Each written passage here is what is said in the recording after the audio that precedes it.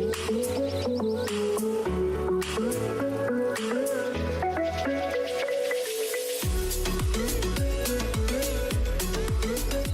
holiday, whether you're pretending.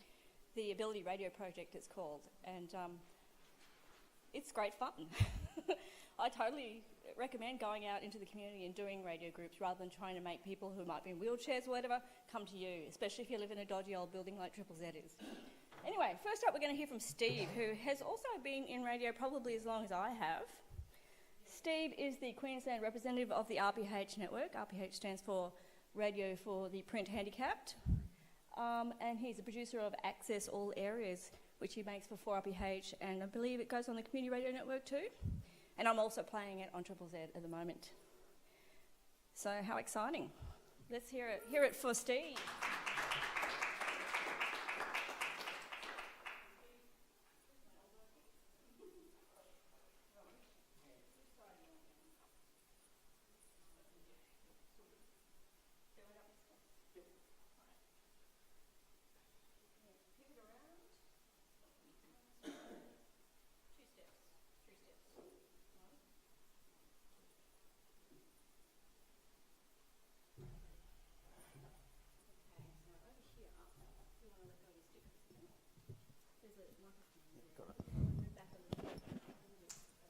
Got it.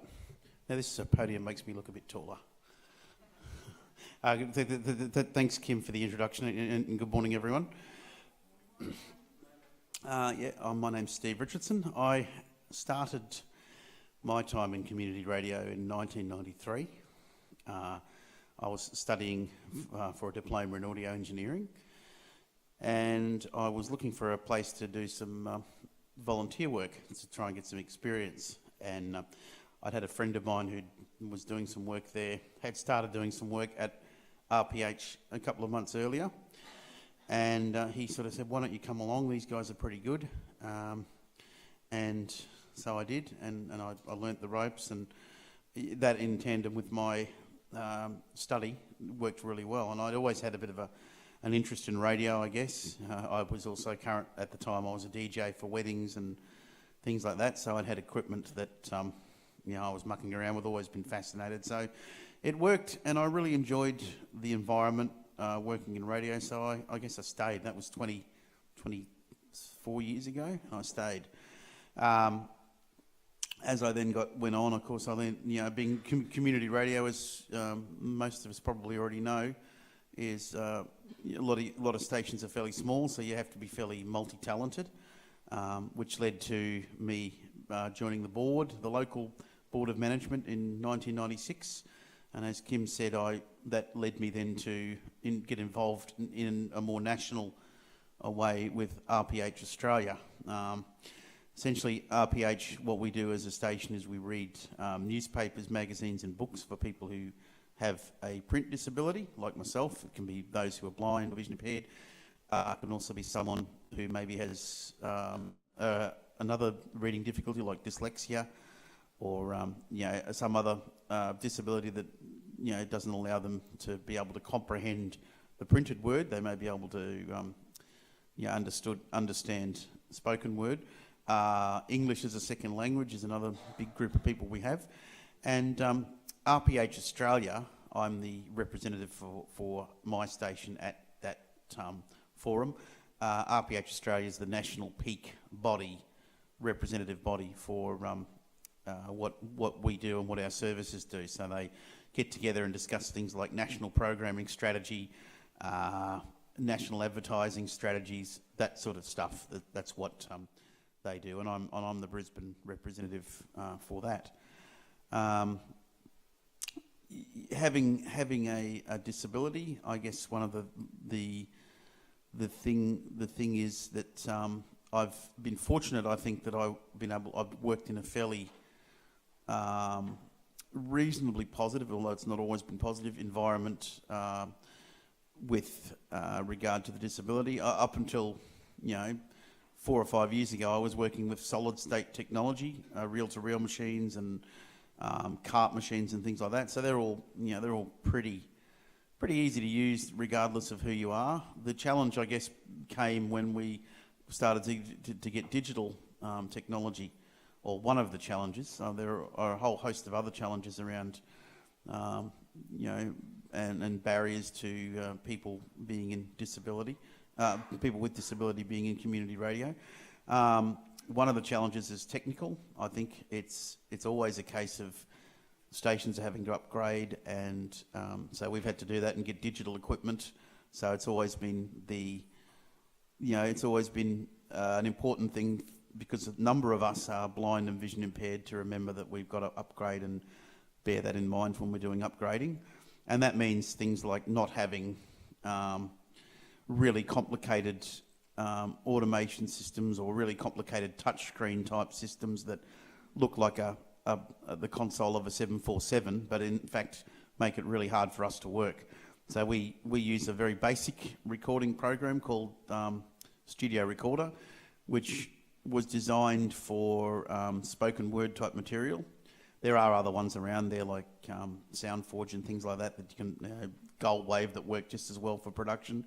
And for our on-air, we're going to start using Station Playlist because it's a fairly good and easy to use facility that's well supported. So things like that are really important if you're going to have people with a disability. Another challenge, but one of probably the bigger challenge, as far as I'm concerned, is around the perception of what people with disability can or can't do, and sometimes it's people are fearful about someone that with a disability working for the organisation, and so the culture has been, we just don't do it here. We're not prepared to change. And a classic example of that was a friend of mine who the same friend who invited me to join 4RPH also runs a production studio. He went to his local community radio station, which wasn't like ours. It was a music playing station. And essentially he went there and trained someone in the operation of the console, totally blind like myself. So no slouch when it comes to audio gear. Runs his own studio, produces music. When it then came to doing a shift for himself, they said, "Oh, well, we're sorry, we don't employ blind people here. We don't have blind people." And he went away and he went back to them about a year or so later on, and he said, "Oh, I want to try and do some work with you guys." And they even said to him, "Yes, we know who you are. We've played some of the music that you have produced. It's really good."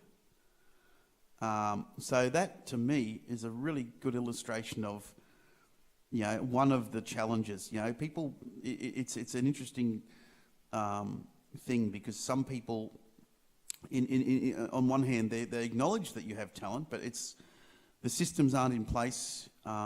Maybe the systems aren't in place. Maybe people running the systems don't know how they operate, and so they're afraid to get involved. But I think for me, the big thing is it's a consultative process. If you're going to update, if you're going to include people with disability, consult people with disability about what it is you want. And if you are a person with a disability, be open to that. Don't go into a situation and say, "This is what I want.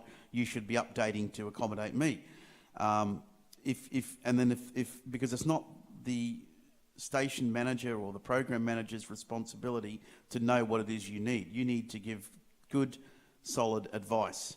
And in the case of if you're upgrading from one system to another, I think the big question is, what are you doing now, and how will you be doing it differently when we upgrade, and what will be the differences, and how do you want to do what you're doing now once the upgrade has occurred? And so you go away and think about that, and if you don't have the technical knowledge, you find that out, and then you come back and you give your program manager and you say, "This is the kind of thing I will need to accommodate me. I've gone and done my homework."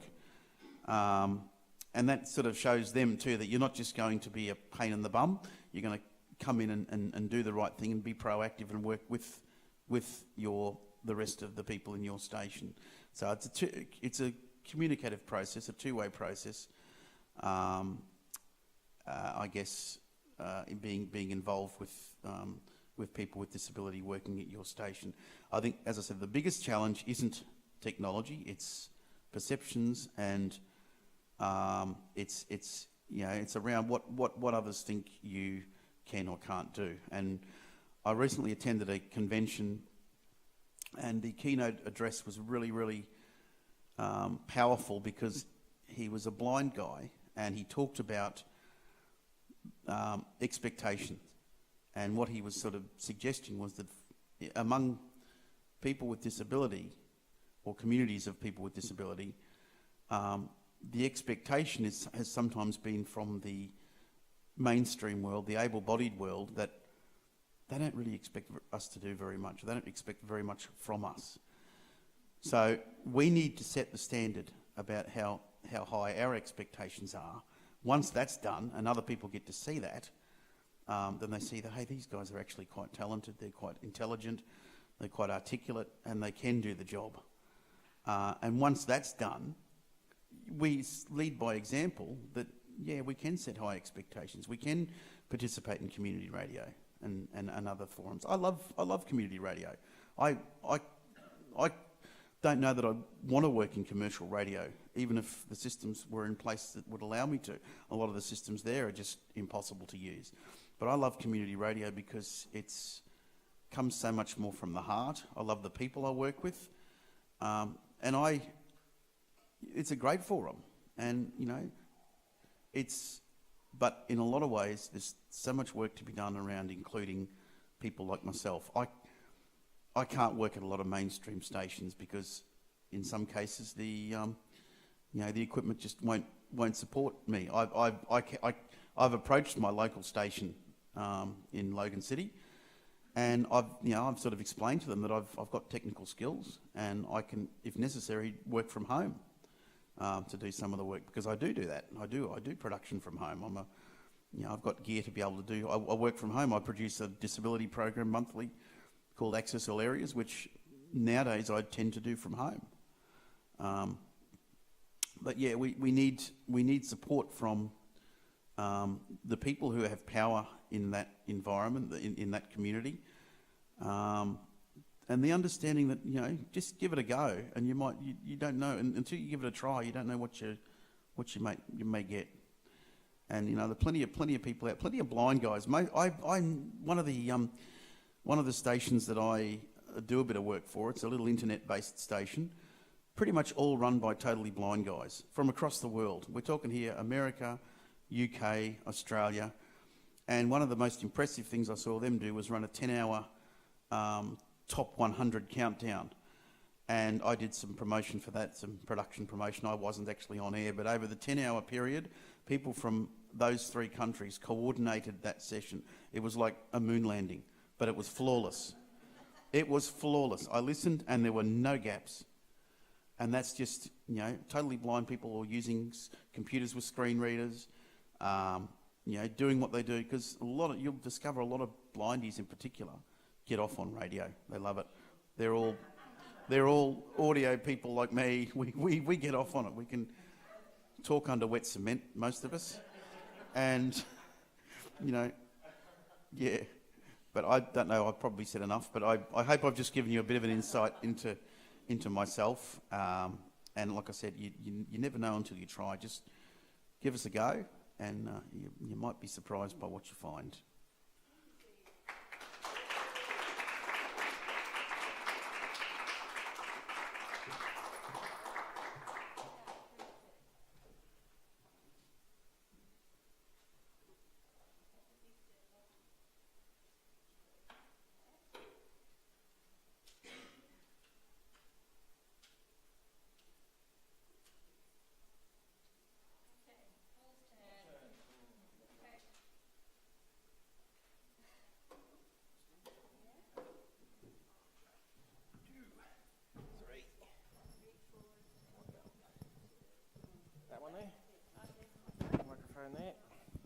There. I'm a bit taller than. Ooh. Yeah, no, this will sort of work. Try not to cough into the microphone. That'd be good.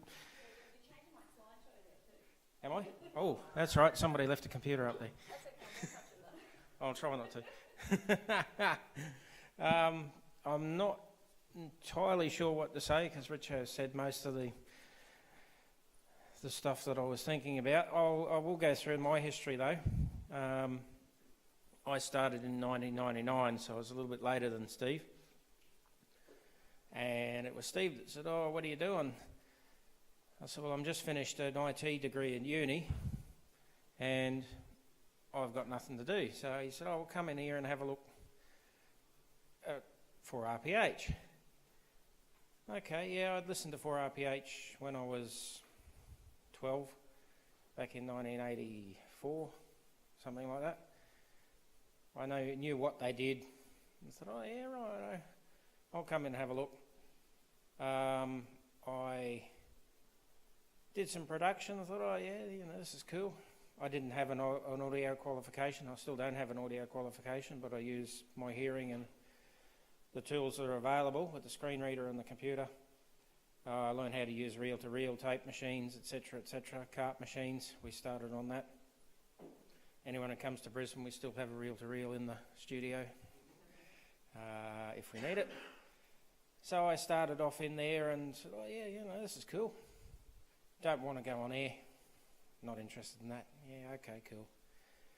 Came in one day for a shift and they said, "Oh, our announcer's running late. You might have to go on air." "What?" "I don't want to go on air." "How am I going to run the panel?" "Oh, yeah, you can do it." So I sat down in front of this panel that had 8 channels, and we didn't have faders on that. There was faders on the production panel, but there was just volume knobs on the on-air panel. "Okay, righto, which one of these do I do?" And the lady next to me said, "Oh, you just, when it comes to 1 o'clock, say it's 1 o'clock and then flick this other switch." "Oh, okay, cool." Righto. So I navigated around the panel, touched it, worked out where all the switches were. And the announcer showed up at 1 minute to 1 or something, took over. No. But that got me thinking, and I sort of thought, well, over the next couple of weeks, maybe I should train in panel, give him a hand. So back I go to Steve. "You want to train me in panel?" "Yeah, no worries. Come in Tuesday afternoon. Start to learn the panel." So we did that for 6 to 8 weeks or whatever it was to pass the course, and did that. That was back in 1999, early 2000. Since then I've been doing panel, I've done production, I've done board positions since about 2003 or 4. I was on RPH Australia committee for a while as delegate and also as board rep, and I've spent some time on that, spent some time off that. Also during that time I'd had a number of paid jobs. When I get a paid job I'd go away. 2005 I got 5 or 6 I got a paid job, went off to trading post for a couple of years. That finished. "What do you guys got? You got anything else to do?" Yep, come back. So I did that. Same thing 2008, 9, 10, 12. Since 2012, being that the employment situation around the country is so difficult to get into, I've been pretty much doing the volunteer at the radio station.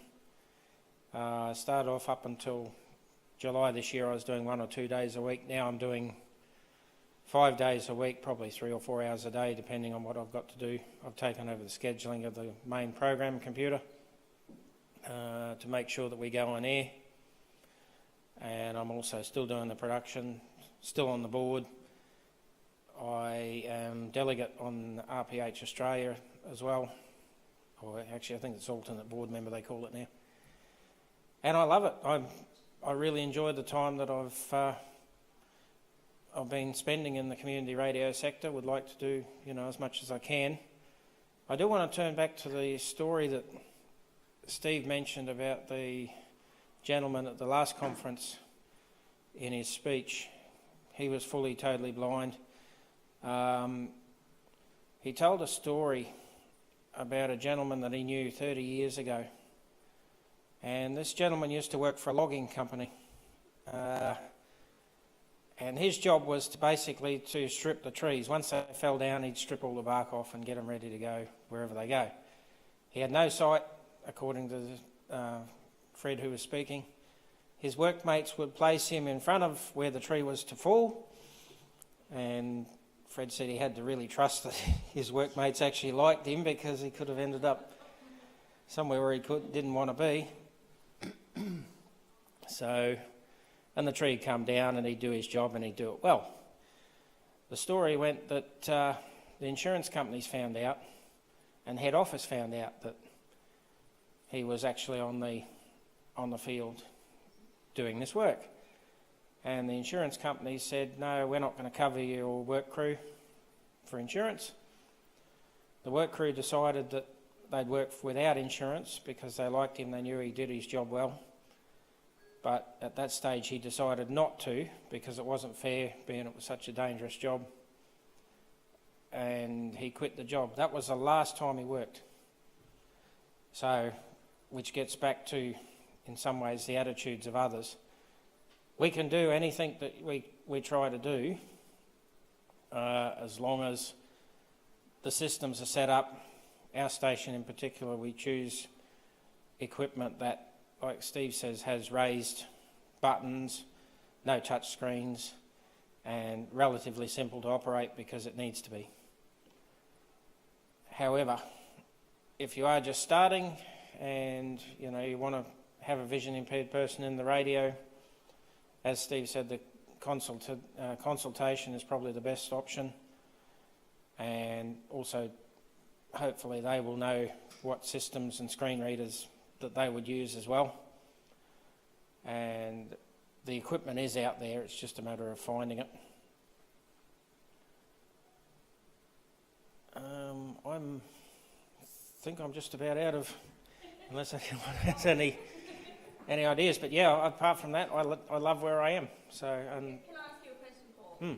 What was the single most important thing that helped you continue being involved in the radio? Single most important thing to help me be involved in the radio was just the people I work with, I think, and knowing that I'm providing a service.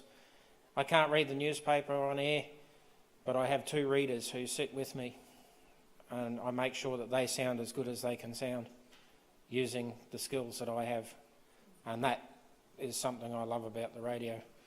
I enjoy being into even the politics. I hate the politics sometimes, but I still enjoy being able to run the station and know that I'm doing the best for the sector, particularly for the RPH sector, being a client of the RPH sector.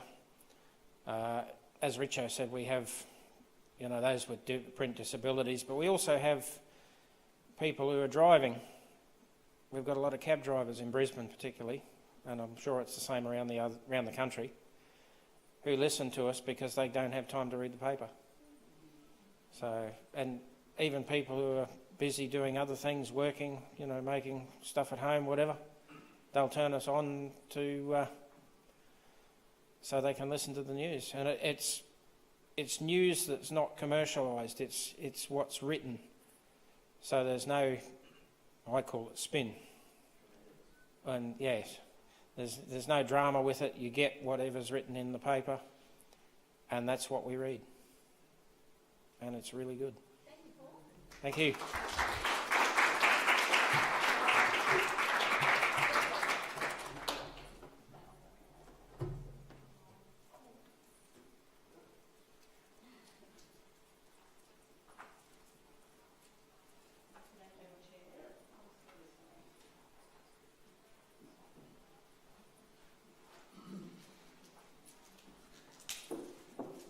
Okay, screwed up the slideshow royally, Paul. Sorry.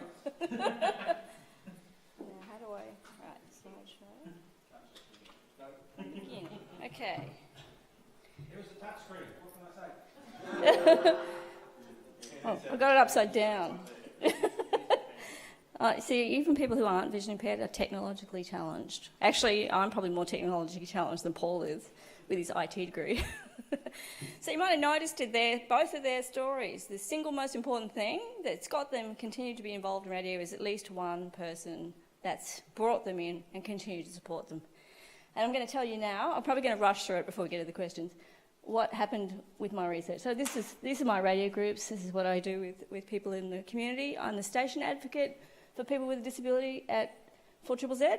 We made up that title and that position because we wanted to make a big deal of it. At the moment we have quite a few different people with disabilities, but we have in particular 1 staff member and 2 volunteers with vision impairments. And it's all going pretty well, I think. Would you agree, Jacob? Yep. So, I don't need to tell you this, but, you know, a lot of people are listening to community radio, 28%. And in the listener surveys recently, up to 31% of those people have a disability, between 25 and 31. It's not entirely clear by the way that they did the research. But that's a hell of a big chunk of our audience. And I'm sure a large chunk of that is the RPH network in particular, because a lot of vision impaired people are listening. So it behooves us to include more people with disabilities in our stations, which is why I did the research.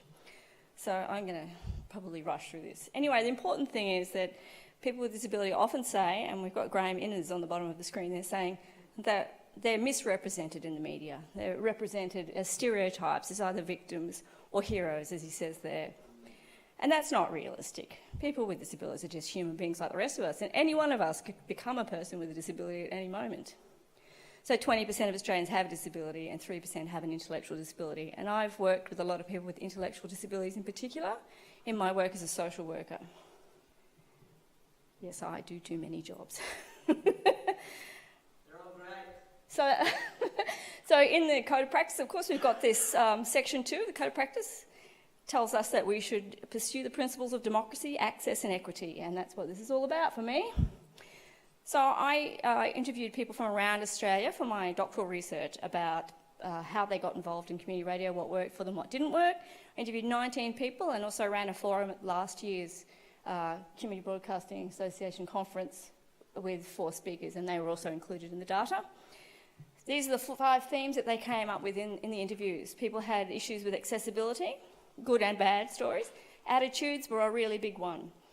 Some people were worried about the audience perception, especially people who had speech problems, like I talked to a couple of people with cerebral palsy, for instance. Everyone had a story about the person in particular that got them involved in the radio, and it was very important to pretty much everyone having a voice.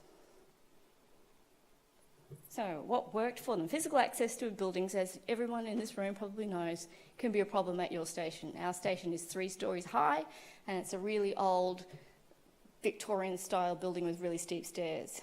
We only got a wheelchair ramp into the studio level last year. So that's 40 years of Triple Z being inaccessible to somebody in a wheelchair. So that's interesting.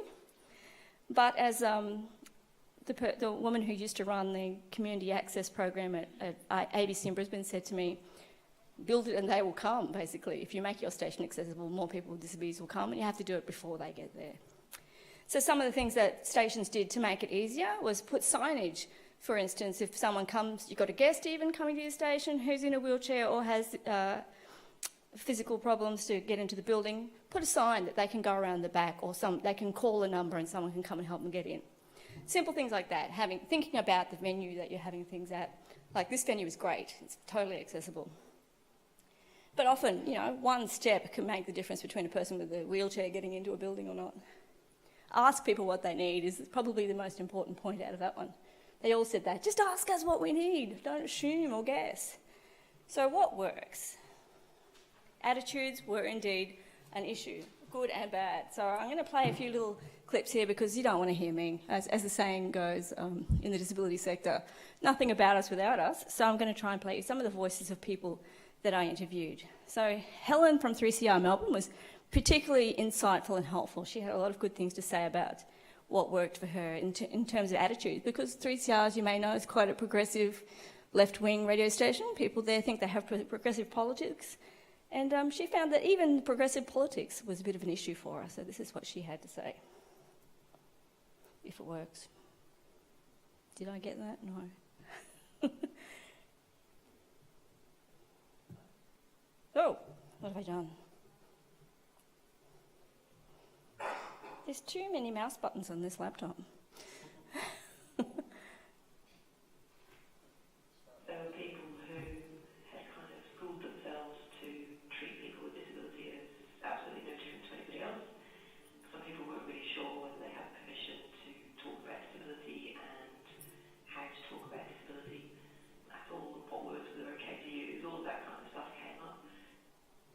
yeah, so people are a bit afraid of talking to people with disabilities, and that's been a fairly common experience.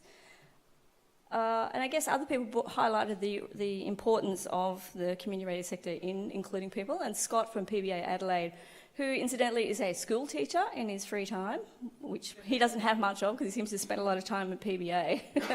He had a lot of insightful things to say about the attitudes of others too. Oh, I've done it again. Let's see. Not only for community radio, but for any sort of community organisations reflect this community more accurately. There's a tendency to think, oh, people with different disabilities or work situations are limited to do what they can do, and I guess it's more a case of how about we see what they can do before we put limits on them. That's exactly what Stephen Paul said. I'm glad that I got it right there. Yeah, so listeners, people often think, well, like Scott, for instance, he's got cerebral palsy, so he has a bit of a speech issue. And he says for the last 20 years of his radio, it's worried him, you know, are people bothered by that? But people get used to it, like they get used to listening to anybody, you know. Like we get used to listening to John Laws, for God's sake. And he's quite a comedian, so he has quite a following now, but that has been a real issue for him. But interestingly, it wasn't only him, but also in my own practice and in Helen's experience, that it's important for us to push the barriers in terms of what listeners will tolerate. And we shouldn't just reject somebody because they've got a speech impediment or because they take a long time to get to the point. That those people sometimes have really fascinating stories and can make really good radio. And that's what I find with my radio groups. People with intellectual disabilities have great stories. No one's ever asked them those stories. So Scott in particular had a bad experience with a particularly famous musician who made fun of his voice when he was doing an interview. But you do get people who pick up on the fact, like you're trying to speak slow or clear. I mean, Dave Graney and his wife, actually demoed them, so they were just really, really harsh. Yeah, that took the mickey out of the way I was talking, so it's ugly to this very day. I thought, what? Who do you think you're talking to? And he also told me a few things off the record that I probably shouldn't repeat here. That he wished he'd said. Yeah, so I asked people what helped them. And we heard two stories today of what helped them. Committed volunteers is probably the biggest thing people said helped them to continue to be involved. A person who took their interests at heart and went out of their way to really help. And one of the best, probably what I would call the gold star treatment, I haven't included in this audio here, but is from Jessie Augustino at Harvey Community Radio in Western Australia. And I believe that the station manager, Janine, from that radio station is up for an award at the awards tonight, so hopefully she'll win. But they went out of their way to make sure Jesse, who's 22 and has autism, and has his own radio show. And it took them 18 months to train him, because he had, people with autism often experience anxiety and have difficulty in situations where there's lots of other people. So they had to change the way the things they did a bit so that he could be able to be in the studio. It took a long time, and he'd get bored with it sometimes. But he just loves it now. He just loves hearing his own voice on the radio in particular. And he does a children's radio show, which you can listen to on the internet. Jump Up with Jessie, it's called. And Jessie won an award for his show a couple of years ago. And that's what a lot of I talked to a couple of mothers, is what they said, is that there were volunteers that really stood out. And I've mentioned Jodie there, who's Connor's mother. Connor is 12 and he lives in Queensland. He's also got autism, and he's being homeschooled because of bullying and difficulties at school. And so he ended up doing community radio in his country town, which I'm not going to tell you where it is. And it took them a long time to train him too, but it was really worthwhile for him, and he became like a celebrity in town. People would go, "Oh, you're a Connor, I know you, I love your show." And some of the people I talked to had really good advice about what would help. And Darren from PBA in Adelaide was one of them, and I'll play this little bit of Darren. I've never thought about this before, but I think one thing that would be easier is to have like a mentoring program say if someone wants to become involved, they can contact the local community radio station. They can be teamed up with someone who knows what they do, so then they could possibly start off by announcing, like their favourite songs, and then have their mentor press the buttons, and gradually they can learn how to work the control panel. And that seems to be how it's been working so far for all the stations that have succeeded in helping people with disabilities be involved, that someone has gone with them side by side as long as it took to make sure that they got involved. So I've been trialling a mentoring program at Triple Z, trying to get volunteers from disadvantaged backgrounds up with another volunteer, and even if they're afraid to do a show every week, they can just show up. And I have a guy who comes into my show who hardly ever says anything, but he just keeps turning up. So he's getting something out of it, which is really good, and I'm gradually getting him to do interviews, which is a slow process, but that's okay. I've got plenty of time.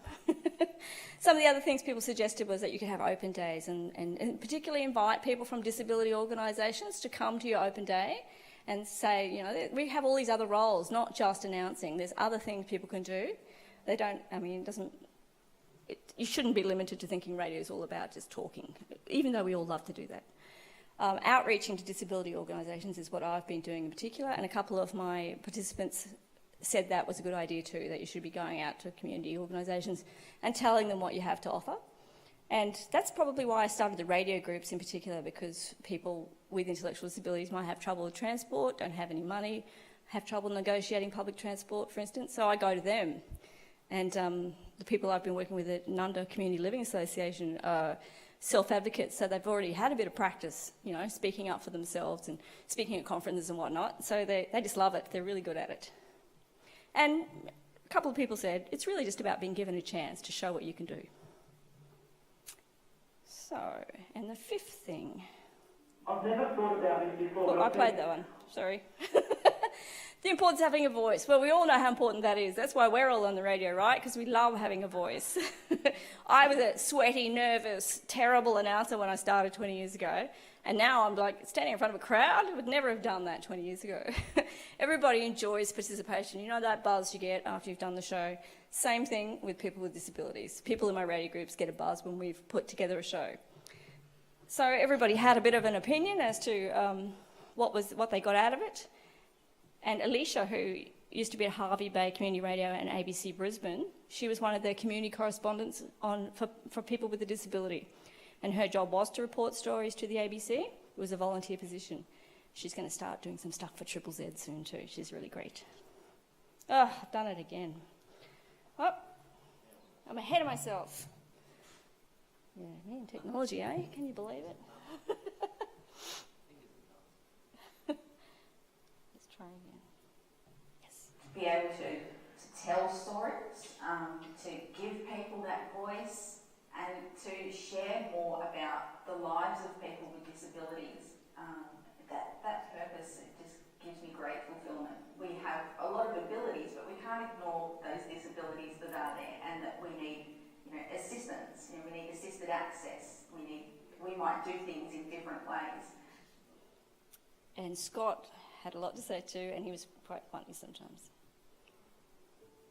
Community radio is representation, like the people's radio. And people do it in front of people, so there should be more it's out there. They want to go, have a go. Stating the bleeding obvious there, he would say. People with a disability are people too, damn it. So from those interviews, in consultation with the people I interviewed, we put together a list of possible goals to go forward with this project. And one of them is the station advocate, that it's really important to have somebody in the station who's going to stand by the person with a disability and make sure that they get access. It could be for a short time, it could be for a long time. You just don't know until you've talked to a person on a case-by-case basis to find out what it is that they need. Mentoring, how to get a mentoring program off the ground.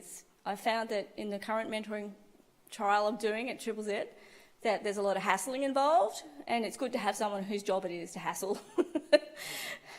But once you get people in the station, they get the bug. Some case studies, like I've talked to to Steve and Paul here, some case studies about what's worked for people is helpful to help other stations think about how they might do it. Technical advice and problem solving is always going to be an issue. I know when our first vision impaired volunteer came to Triple Z, I had no idea. You know, I was just, oh my God, I have no idea what I'm going to do. And I started talking to Steve. That's probably when I started talking to Steve, I think, to find out what it was that they do right at RPH. And ultimately, I'm going to work on, in the next year of my doctorate, making a diversity unit as part of the CMTO's training materials, because I'm a CMTO trainer as well. But something I'm interested in asking people here today is, another goal I'd like to do is work on, I've had some phone calls from the CBAA about policy, disability inclusion policy. If we had a policy for the whole sector, it would make it easier for stations to introduce the idea, because you're going to have people who are for it and some people who don't want to change what they're doing. Bringing a policy in is less threatening. And I want to do that in consultation with the sector. So if you're interested in being part of that consultation, I'm particularly interested in talking to station managers and volunteer coordinators about that. And I'm hoping to do that in the next 6 months. So I've left my business cards on that table up the back there. And the other thing I have to do today, before you can ask questions, is I have to launch this video competition. So another idea I had of a way of getting out to other stations what stations are doing to include people with disabilities is we're going to run this film competition, which you can make the dodgiest film you like. If your station is doing anything to help people with disabilities, just get your smartphone out and film it. Interview your station manager, whatever. We just want to hear from people about what they're already doing, because I know people are doing stuff, we're just not networking it well enough and not sharing that information. So that's the purpose of this video competition. The CMTO and Triple Z and my project are offering $500 to the popular voted in film. So we've made it really easy for you to enter. You just have to go to the CMTO's website, and there's a form you fill out. You can upload your video. So it doesn't have to be a high quality video. It doesn't have to be professional. If you're not very good at video, that's okay. We put some advice on there too. So that's the thing we want to do. So hopefully it will be a hit. So do you have any questions? This is my last. Actually, that there, shouldn't I? Oh, microphone.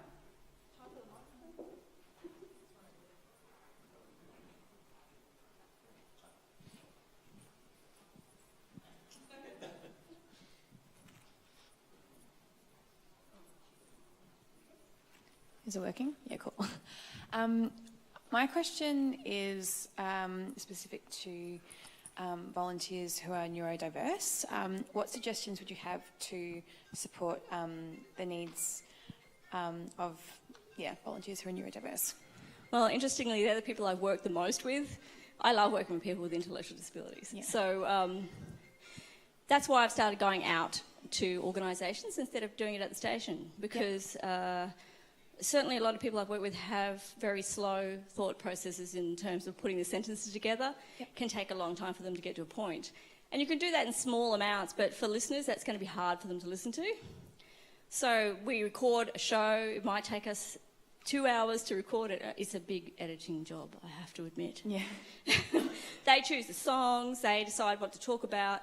We do it in a group situation. I've got this Zoom desk I use to record it all on. And I go away and edit it, and that's our show for the next week. So I don't have to worry about doing any interviews. They do it all. And they get to decide. So that it's really empowering for them to be able to decide who they're going to interview and what they want to talk about. And sometimes they might talk about Marvel films or something like that, you know. Mm. That works. It's been harder to get people with autism and whatnot into the station. We've got a couple of high-functioning young men doing some volunteering at Triple Z at the moment.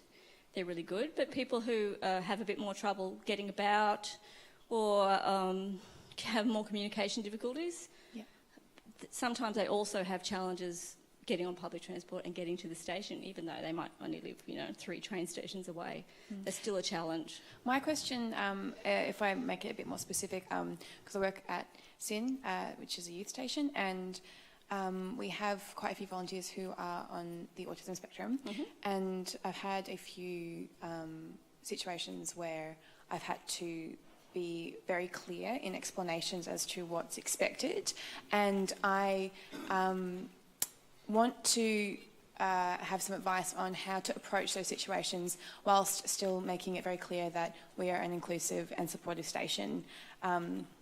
Yeah. Right, okay, well that's fairly easy. There's a thing called social stories. I don't know if you've heard of it.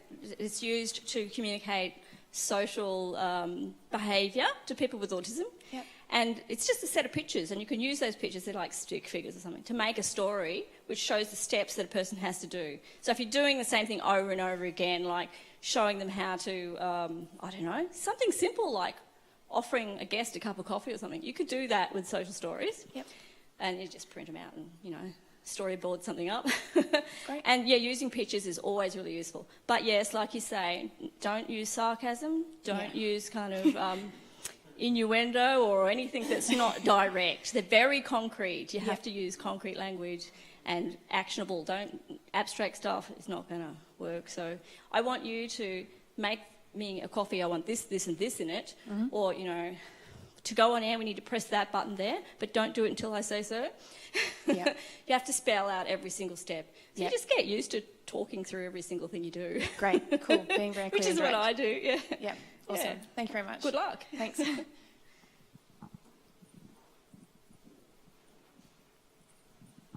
Hi, my name is Lieta. I'm from Canberra. We do have the one RPH in Canberra, but with our station as the community station, would it be advisable for us to approach people within our community to encourage them to go along to what's already existed, or would it be better for us to try and introduce this into our station where we broadcast from? Would that be something that would be supported, both from ACMA and CBAA and, of course, financially? That's a good question, and that's something I'm still working on. But yeah, I think that getting into the station is the hardest part, really. Getting in the station to accept a change in behaviour that might help someone be involved. But I don't know, maybe Steve or Paul have something to say about that. How do you get new volunteers at RPH, Brisbane? Well, it depends on what we're looking for. If we're looking for new readers, quite often readers, I mean, talking about able-bodied people here, they come in from journalism departments at universities, things like that. But as far as, I mean, our disability recruitment is concerned, I guess it's word of mouth. I mean, for us, because the pathways are set up, it's probably a bit easier. But for us, a lot of it is word of mouth. We don't do anywhere near as much promotion as we should, because a lot of people in our community who are blind or vision impaired or who have other disabilities don't know about us. So that's something that we're still working on. But yeah, I just encourage, if people are interested or they indicate to me that they're interested in doing what we do, I just encourage them to come along. That's fairly simple, really. Is that helpful at all? Yeah, I guess I was looking at whether, you know, because we do have already one RPH in Canberra, I just want to know whether it's beneficial for our own community, because our people, of course, are closer to us, and they know us and they hear us every day in the languages that we broadcast in. Ours is mainly ethnic language broadcasting, so that's where I was just aiming at, to see whether it's beneficial for our station and our community to have our own RPH within one CMS. Oh, setting up your own station. Yes. That is a good question. I'm at a spot notice. I'm not sure. You can, in fact, they were just doing RPH Australia's just done some research recently around non-aligned stations doing RPH services, and it was really interesting too, because I was just saying to someone before who was telling me they were from a station in the outer suburbs of Sydney that there are some outer suburbs of Sydney that are considered regional, and that was an interesting aside. But I think that you could, I'm not. You probably want to have a discussion with ACMA around your licensing, around that. That would be my only concern. I would suggest that, you know, there's no. Technically, I think it's probably not a bad idea, because you have people, you know, in your community who will be wanting that sort of information. But I would get some advice rather than just starting to do it. I'd seek advice from ACMA around licensing. You probably wouldn't have a problem, because RPH is primarily, you know, a bulk of RPH is for English speaking language services. So, but yeah, that would be my. I really can't answer it. I like the idea. I think it's a great idea, but you need to probably do your homework on licensing and stuff like that before you start to do it. Thank you.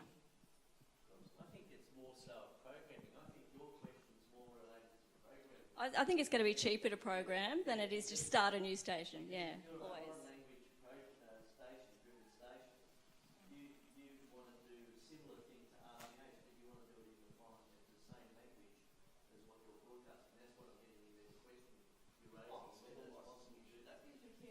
Yep. Oh, who's got the microphone there? The travelling mic is over there.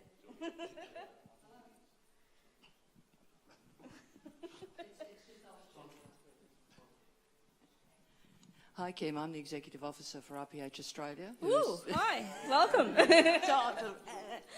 Now she's the one to talk to. I have the pleasure of having people like Steve Richardson on my board. So, in response to your question, there is a breakout session at 12:10 today, just outside room 9, which may assist you in formulating some more further thoughts about how you go about becoming part of, you know, the RPH network family in some manner, but certainly to support what Steve said earlier, which is your first pass is to look at where your licence allows you to operate and how that could perhaps be aligned with one RPH in Canberra. But there's always an opportunity, and let's explore any opportunity, and I'd certainly welcome any opportunity to create greater alliance with other stations for the purpose of RPH programming. I'm playing Steve's show on 4ZZZ Yeah. now, so but he already goes out the community radio network as well. But I know not all stations subscribe to it, so it's a good way to get it out.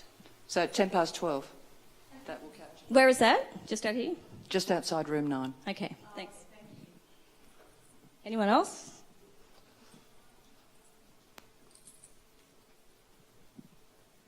Thank you. Stuart Ball from the ACMA. I will follow up with you maybe on Monday or Tuesday in terms of a direct response from the ACMA. But my off-the-cuff remark would be, it is about it is about meeting the community interest. So in an ethnic community interest, and having any kind of service that goes to that community interest, I think would be welcomed from the ACMA. And the other side of that is around participation. So it is, I think, absolutely applauded around having that greater participation from the community.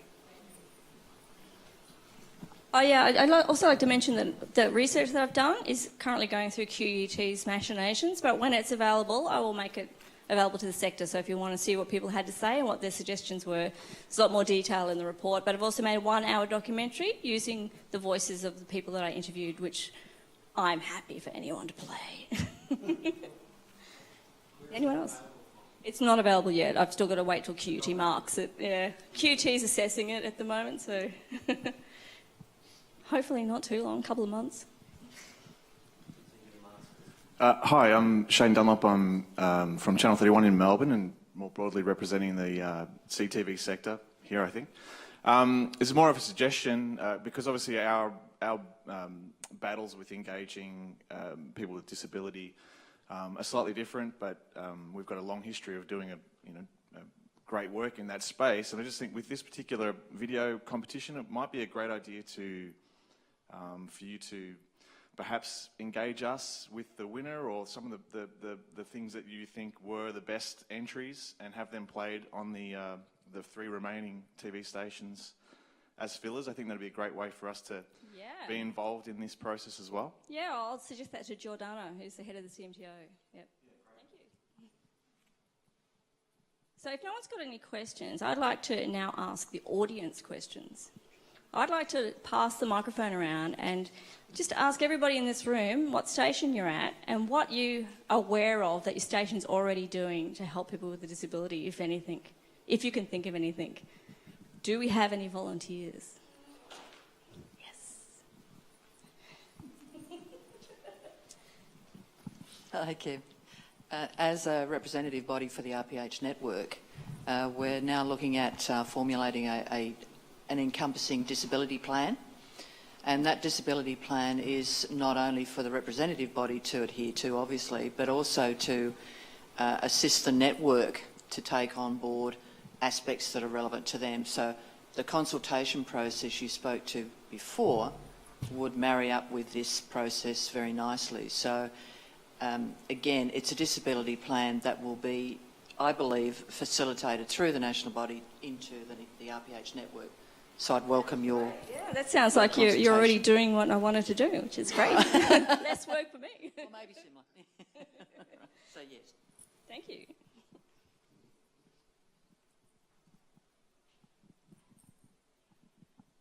At SYN, we started our disability action plan in our strategic plan 2016 to 2018, so it ends halfway through next year. And a major part of that was to have a space that was disability accessible.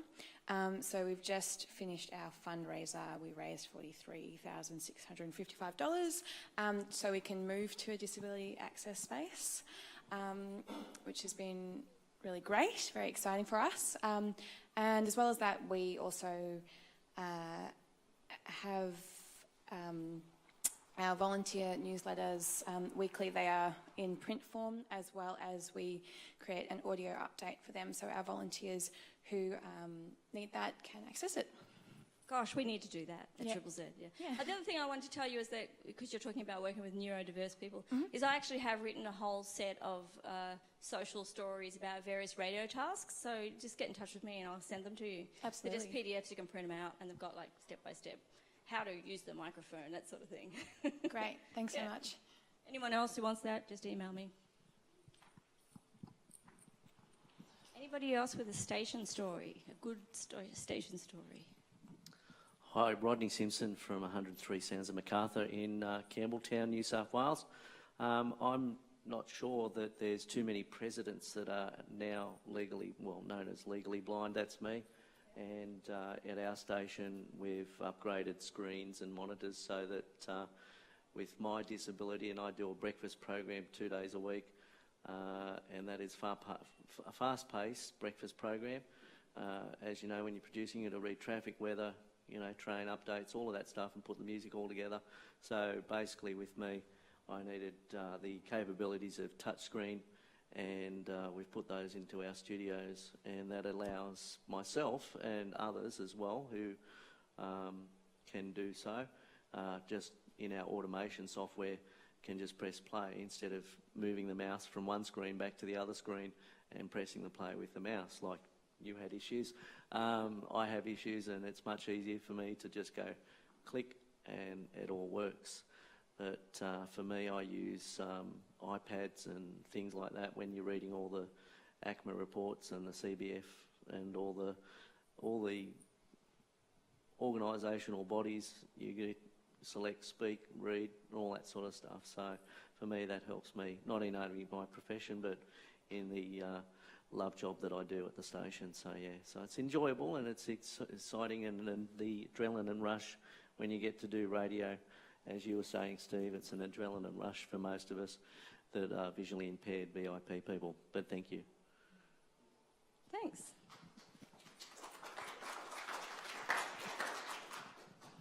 Good morning. My name's Wayne. I'm from 99.1 Smart FM in Swan Hill, Victoria. We've had two attempts at employing people with a disability. First one, we had a young girl who's legally blind, but she also had an issue where she needed to turn around and come out of her shell. So we put her into a role where 3 days a week at the station, she was used to answer the phone for us, take messages, because our station's not always manned. So we gave her the responsibility of that there, and she absolutely loved it. She's now moved on into another field of employment, but unfortunately she was used by an employment agency, right, to turn around and get their funding, which was we weren't too happy about. The second one that we're trying to do at the moment is we are actually borrowing something from SIN, right, and my partner's son has autism, right, and he lives in Melbourne, and he went to the studio in Melbourne there, and they had SIN had a school term there, and he was a part of that with another young fella. He's offside, would talk about AFL football, and Nathan would be talking about the gaming, because he's right into gaming, right, and he'd be talking about all the up-to-date games and also aircrafts, right. And he's probably very knowledgeable about Oh yes, yes, down to the kilo or pound or whatever fuel the big planes need to fly out. But we're trying that. We've got 3 disability centres in Swan Hill, one for a special school, right, and then we've got the adult side of it, and we're trying.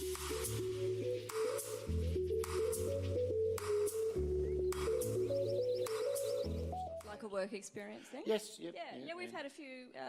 We had a couple of volunteers this year with autism and Down syndrome who've been, and they love it. They love being on the radio. One of them hardly said anything. I had to milk every word out of him. So we did some pre-recorded stuff and then edited it. But the other guy with Down syndrome, he loved football and he wanted to talk about football. And he was always talking about his favourite football. That's the thing, the young people all have something that they really, really like and want to talk about. And that's what we're targeting there. I think it's fascinating how young men in particular, there's a lot of, I think there's more men than women with autism, have one thing that they're experts in, and they can tell you so much about it. In my first radio group I ran in 2015, I had a young man with vision impairment and autism, and he was obsessed by trains and lifts. He loved the sounds of lifts. We couldn't walk past a lift without him stopping to listen to it. He knew all the trains by the sounds of them. Well, Nathan, now I do a request program on Friday nights in our station there. Nathan now sits at home, thanks to SIN, critiquing what I do on air. So he enjoyed it that much, so thank you very much. Yeah, I guess the important thing to remember is when you let people with autism or anybody else with a disability into the station to participate, you're changing their lives. It's not just another volunteer, because some of these people may not have any kind of activities, especially if they finish school, they may not be able to get a job. Young people with autism in particular have trouble getting work, and Steve was telling me earlier that 80% of blind people in Australia are unemployed. That is a really high figure. So getting a community role like, an important community role in a station is a really important thing, and they can become some of the most dedicated volunteers, as these two show you. 23 years, is it, Steve? Yeah, something like that.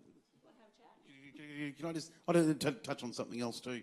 I think, Wayne, you did mention before that you had someone that you were encouraging to get out of their shell as well. I think this is another really crucial thing about people with disability.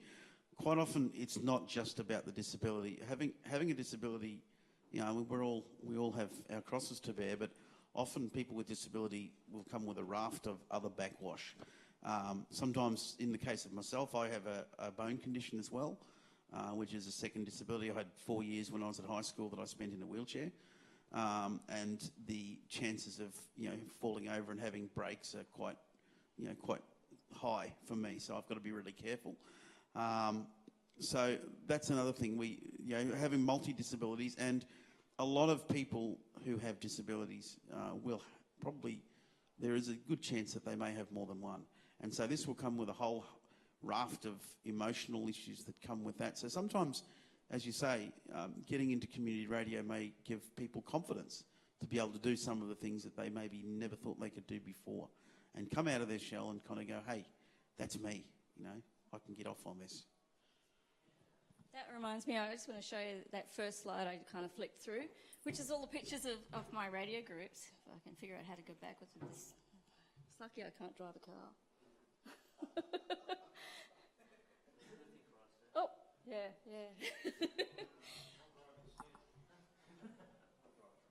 So in these pictures here, we've got a young man who has no speech and another young man who has no speech.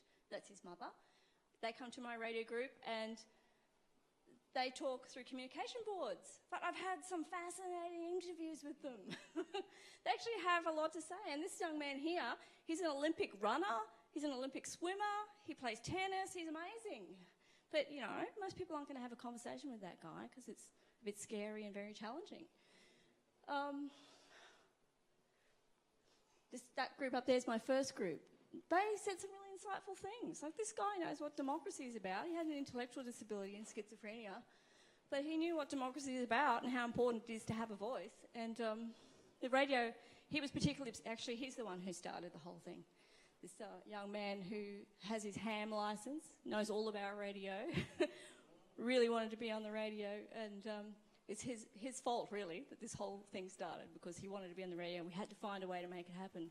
And he was also blind, so he couldn't use the desk, but he had a lot to say. I think it might be time for me to wind up. So is there any last questions? Because I could talk all day.